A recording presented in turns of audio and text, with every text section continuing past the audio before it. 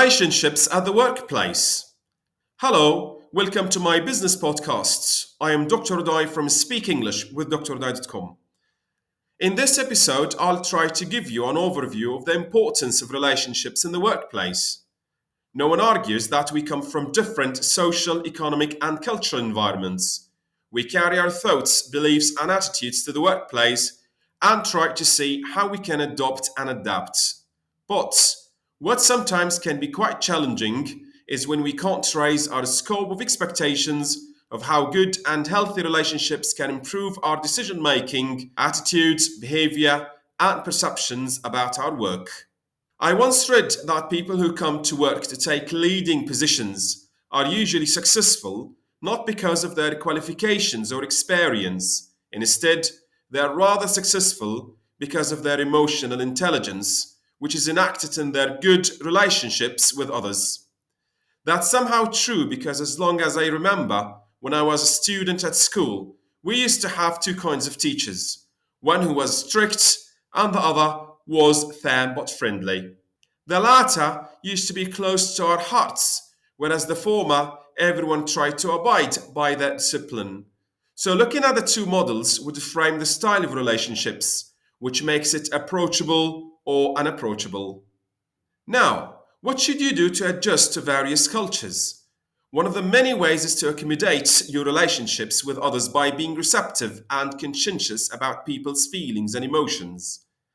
Try to interpret people's behavior to reactions by giving justifications. Listing applicable justifications can give an excuse for that behavior, which is reflected in their relationships with others.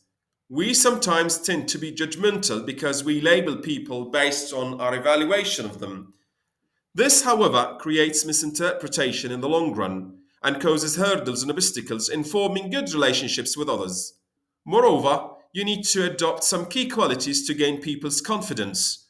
The first quality is trust. Trust in a work environment starts with being honest and open. If you value your relationship with a workmate, you owe them the truth. For example, you might not be able to stand as a good manager to meet deadlines. It's good, though, to speak to the people in charge at your workplace and inform them that you're going to be late. Being transparent with others lets your workmates respect your honesty and understand your situation.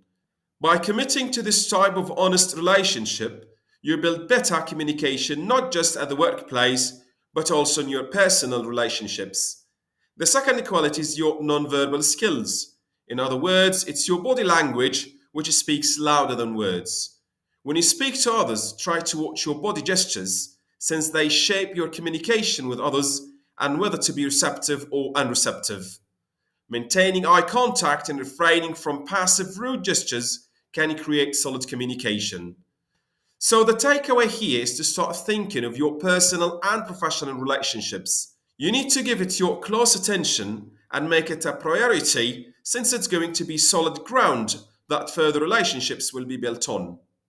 I hope you've enjoyed listening to this short podcast. You can find other podcasts on my Facebook and Instagram page, or you can visit my YouTube channel or platform. Just go to speakenglish with draudai.com. Thanks for listening to this podcast.